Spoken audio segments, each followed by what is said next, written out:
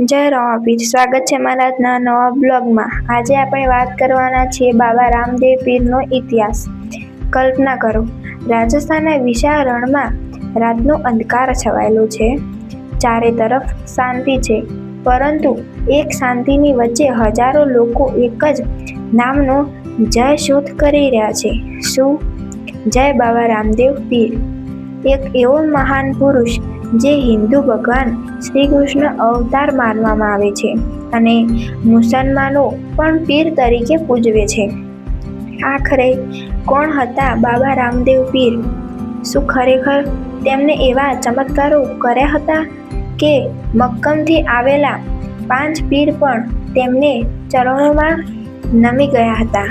અને શા માટે આજે પણ લાખો લોકો તેમની સમાધિ પર માથું ટેકાવે છે?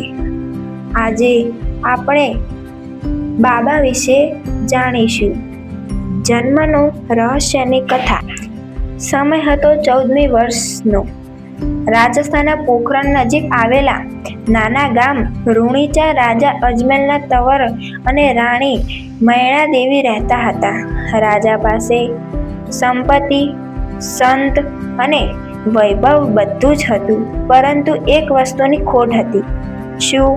સંતાન। વર્ષો સુધી તેમણે ભગવાનને પ્રાર્થના કરી। લોકલાયક મુજબ એક રાતે રાજા સપનામાં સૂતા હતા। ભગવાન શ્રી કૃષ્ણ તેમને દર્શન આપે છે। ભગવાને કહ્યું, હું તમારા જ ઘરમાં પુત્ર સ્વરૂપે જન્મ લઈશ। આ વાત તેમને નવાઈ લાગી। થોડા સમય પછી રાણી મૈણાદેવી એક પુત્રને જન્મ આપે છે। આ બાળકનું નામ રામાપીર રાખવામાં આવે છે। જન્મથી જ લોકો માનવા લાગે છે કે આ કોઈ સામાન્ય બાળક નથી, આનામાં કોઈ અદ્ભુત શક્તિ છે। આ બાળક કોઈ સામાન્ય બાળક નથી, બાળપણથી જ અધારણ શક્તિઓવાળા હતા।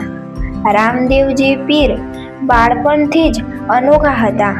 જ્યાં બીજા બાળકોને રમકડોમાં રસ હોય, કોઈ નવી વસ્તુમાં રસ હોય, પરંતુ ના, બાબા રામદેવ પીર ગરીબોને, દુઃખી લોકોની મદદ કરવાનો અનુભવ રાખતા હતા। ગામના લોકો કહેતા હતા તેમના ચહેરા પર આ અદ્ભુત જ હતું। લોકોની કથા મુજબ બાળપણમાં જ તેમણે એક ઝેરી સાપને શાંત કરી દીધો હતો।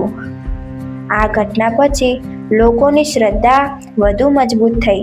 ધીમે ધીમે રામદેવજીની વ્યાખ્યા આખા વિસ્તારમાં ફેલાઈ ગઈ। સમાજમાં ફેલાયેલો ભેદભાવ।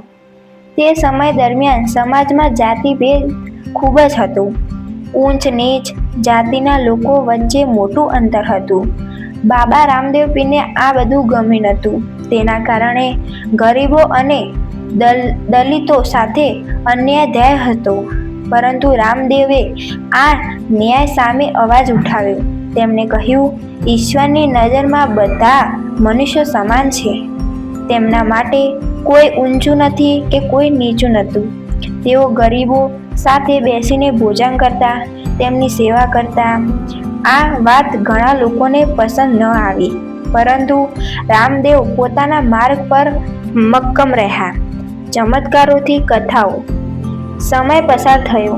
રામદેવ પીરના ચમત્કારોની ચર્ચા દૂર દૂર સુધી ફેલાવા લાગી। તેમણે ભૂખ્યા લોકોને ભોજન આપ્યું છે, નિરાશ લોકોને આશા આપી છે। ઘણા લોકો માનતા હતા કે તેમની અંદર ભગવાન નહીં, દેવી શક્તિ છે। જીવન સમાધિનું રહસ્ય। સમય પસાર થઈ ગયો। જ્યારે રામદેવ 33 વર્ષની ઉંમરે પહોંચ્યા હતા, ત્યારે તેમણે પોતાની શક્તિઓનો બોલ્યા।